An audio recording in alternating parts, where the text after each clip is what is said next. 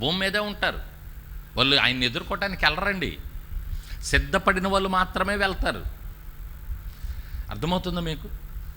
సిద్ధపడిన వాళ్ళే వెళ్తారు, మిగతా వాళ్ళు వెళ్ళరు. అందుకే యేసయ్య మంచి ఉపమానం చెప్పాడు. 10 కన్నికలు ఉంటారు, ఐదుగురేమో సిద్ధపడతారు, 5గురేమో సిద్ధపడరు. ఓ పెళ్ళికి పెండ్లి కుమారుడిని ఎదుర్కోవటానికి అక్కడ వాళ్ళ ఆచారం, దాన్ని ఉదాహరణగా తీసుకొని యేసయ్య ఆ ఉపమానం చెప్పాడు. పెండ్లి కుమారుడిని ఎదుర్కొనటానికి ఆ పెండ్లి ఇంటి వారు ఓ 10 మంది కన్నికలను ఏర్పాటు చేసి సిద్ధం చేసి పెడతారు. వాళ్ళు దివిటీలు పట్టుకొని పెండ్లి కుమారుడిని ఎదుర్కొని పెండ్లి కుమారుడిని ఇంట్లోకి తీసుకొని రావాలి, విందులోకి తీసుకొని వెళ్ళాలి. అది అక్కడ ఉన్నటువంటి పద్ధతి, అది గౌరవంతో కూడుకున్నటువంటి ఒక పద్ధతి అన్నమాట వాళ్ళకి. సరే, 10 మంది కన్నికలను సిద్ధం చేస్తే ఆ 10 మందిలో 5గురేమో నూనె ఏ టైంలో వస్తాడో తెలియదు. పెండ్లి కుమారుడు అన్న తర్వాత కొంచెం ఆలస్యం అవ్వచ్చు, అలంకారం ఉంటుంది కదా, అలంకారం చేసుకోవాలి, ఇంకా ఆయన సిద్ధపడేది ఆయన సిద్ధపడాలి పెండ్లి కుమారుడు. కాబట్టి కొంచెం వెనక ముందు ఉంటుంది, కొంచెం ఆలస్యం అయింది, కాస్త ఉంటుంది పరిస్థితి. కాబట్టి వీళ్ళు ఎప్పుడు వస్తాడో తెలియదు, కాబట్టి వీళ్ళు సిద్ధంగా ఉండాలి. నూనె సిద్ధం ఆ రాత్రంతా దివిటీలు వెలుగుతూ ఉండటానికి సరిపడ నూనె సిద్ధం చేసుకోవాలి, నిప్పు సిద్ధం చేసుకోవాలి, కాగడ మంచి దిట్టమైనది సిద్ధం చేసుకోవాలి, ఇవన్నీ సిద్ధం చేసుకొని పెట్టుకోవాలి. 5గురు ఎలా ఉన్నారంట అండి? సిద్ధంగా ఉన్నారంట. యేసయ్య చెప్పిన ఉపమానంలో యేసయ్య చెప్పాడు 5గురు సిద్ధంగా ఉన్నారంట. అంటే ఆ రాత్రంతా వెలగడానికి నూనె సిద్ధం చేసుకున్నారు, దానికి సంబంధించినటువంటి సామాను సిద్ధం చేసుకున్నారు. ఈ మిగతా 5గురు ఉన్నారే, వాళ్ళు సిద్ధం చేసుకోలేదంట.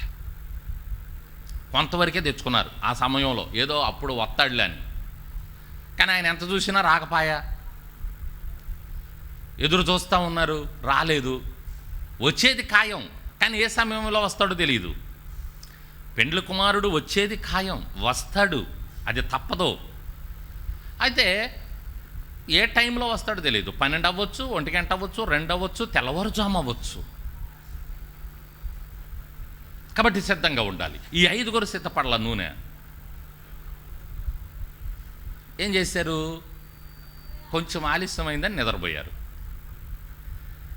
నిద్రపోగానే బోర మోగింది, డ్రమ్ము మోగింది. అహో పెండ్లి కుమారుడు వస్తున్నాడు అహో అని గబగబా లేచారు. లేచేటప్పటికే సిద్ధపడినటువంటి 5గురు కన్నికల దివిటీలు బాగా వెలుగుతున్నాయి, వెలుతురు బాగా వస్తుంది. ఇంకా నూనె పోసారు అందులో, వాళ్ళ దగ్గర నూనె ఉంది కాబట్టి ఇంకొంచెం పోసారు, ఇంకా బాగా వెలుగుతున్నాయి, రెడీగా ఉంటారు 5గురు. ఈ 5గురు దివిటీలు దీపాలు ఆరిపోబోతున్నాయి, నూనె కావాలి. వచ్చేయాలని అడుగుతారా, కొంచెం నూనె ఇవ్వండి మాకు, అమ్మమ్మ కొంచెం నూనె ఇవ్వండి, మా డ్యూటీలు ఆరిపోతున్నాయి అంటే, మేము ఇప్పుడే ఇదిగో దీంట్లో పోసాం, కొంచెం ఉంది, గబక్కన ఆయన వచ్చేటప్పటికి మరలా ఆలస్యమైందంటే మాకు ఇబ్బంది. అంతే కదా మరి. వీళ్ళకేం చేస్తారు? సిద్ధపడలేదు కాబట్టి కొనుక్కోవటానికి బయలుకి. వీళ్ళు కొనుక్కొని వచ్చేటప్పటికే పెండ్లి కుమారుడు రానే వచ్చాడు. ఈ సిద్ధపడినటువంటి 5గురు కన్నికలతోనే విందులోకి వెళ్ళిపోయాడు. మంచి ఉపమానం అండి. యేసయ్య చెప్పినటువంటి ఉపమానాలు అద్భుతం, అమోఘం. అందులో ఈ ఉపమానం కూడా చాలా చాలా అద్భుతమైనది. ప్రభునంతులరా, సిద్ధపడినటువంటి 5గురు కన్యలు లోపలికి వెళ్ళారు, మిగతా 5గురు బయటే ఉన్నారు. వచ్చి ఎంత తలుపు తట్టినా లాభం లేదు. వచ్చినప్పుడే ఎదుర్కోవాలి, లేకపోతే ఇక మీరు మరలా ఆ విందులో ప్రవేశించలేరు. సిద్ధపడినటువంటి వాళ్ళకు మాత్రమే ఈ విందు, సిద్ధపడనటువంటి వాళ్ళకి లేదని చెప్పేసి వాళ్ళని విడిచిపెట్టాడు పెండ్లి కుమారుడు. ప్రభునంతులరా, ఇది మంచి ఉపమానం. రోజులు గడుస్తున్నాయి, యేసయ్య వస్తాడు, అది ఖాయం. వస్తానన్న యేసురాజు రాకమానునా, తెస్తానన్న బహుమానం తేకమానునా.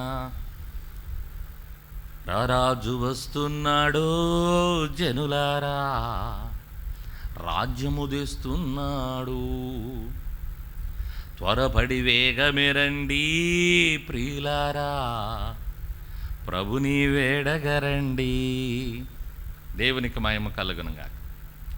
బట్ వస్తానన్న యేసురాజు తప్పకుండా వస్తాడు, వస్తున్నాడు. కాబట్టి ఎవరైతే సిద్ధపాటు కలిగి ఎవరైతే ఆయన యందు విశ్వాసం ఉంచి ఆయన వస్తున్నాడు, నేను ఆయన ఎదుర్కోవాలి, రాకడ దగ్గర పడుతుంది, వస్తానన్న యేసురాజు తప్పకుండా వస్తాడు, ఆయన ఆగడు అని ఎవరైతే సిద్ధపాటు కలిగి ఆయన కొరకు ఎదురు చూస్తూ ముందుకు సాగుతారో వాళ్ళు రేపు ఎత్తపడతారు, మిగతా వాళ్ళు విడిచిపెట్టబడతారు. విడిచిపెట్టబడితే అది భయంకరమైనటువంటి భయంకరమైన బాధ, నరకం, నిత్య నరకం. ఆయన ఎదుర్కొన్నటువంటి వాళ్ళు నిత్యత్వంలోనికి వెళ్తారు. ఈ లోకములో మనకి ఏమున్నా లేకున్నా అండి, ధనమున్నా లేకున్నా, భూములున్నా లేకున్నా, స్థలమున్నా లేకున్నా, ఇల్లున్నా లేకున్నా, ఏది ఉన్నా లేకున్నా ఒక్కటి మాత్రం ఉండాలి, దేవుణ్ణి ఎదుర్కొనే సిద్ధపాటు తప్పకుండా ఉండాలి. మనుష్య కుమారుణ్ణి ఎదుర్కొనే సిద్ధపాటు తప్పకుండా ఉండాలి. అందుకే యేసుక్రీస్తు వారు మంచి మాట చెప్తాడు, ఏమి తిందుమో ఏమి త్రాగుదమో అని ఊరక దిగులు చెందక, ఈ లోకము మీద ఆశ పెట్టుకోక, ఈ లోక పనుల మీద, ఈ లోకం మీదే ఊరక ఆశ పెట్టుకోక, మనుష్య కుమారుణ్ణి ఎదుర్కొన్నట్టుకు మిమ్మల్ని మీరు సిద్ధం చేసుకొని ఉండండి.